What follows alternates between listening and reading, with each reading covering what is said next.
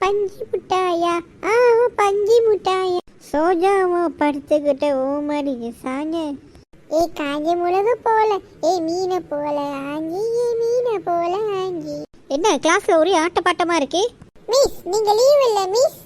நீங்க கிளாஸ்க்கு வர மாட்டீங்கன்னு சொன்னாங்க. நான் வரலனும் குசியா சந்தோஷமா பாடிட்டு இருக்கீங்களா?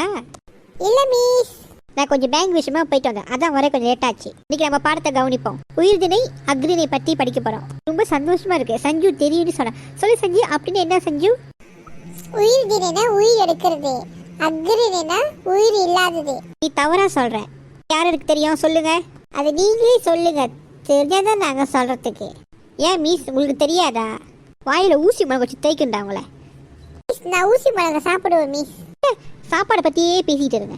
உயிர்தினா உயிர் உள்ள பொருட்கள்.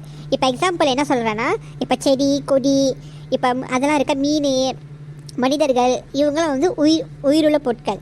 அக்ரினா உயிர் இல்லாத பொருட்கள். இப்போ ஃபோனு மேசை நாற்காலி இதெல்லாம் வந்து உயிரே இல்லை மிஸ்.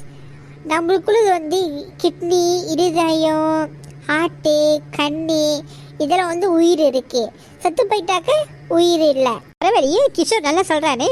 ஆமாடா, நம்ம செத்து போயிட்டா நம்ம உள்ள உறுப்புகள் எல்லாம் வந்து அக்ரிணை தான் மிஸ், உயிர் இல்லாதன்னு சொல்கிறாங்க மிஸ்.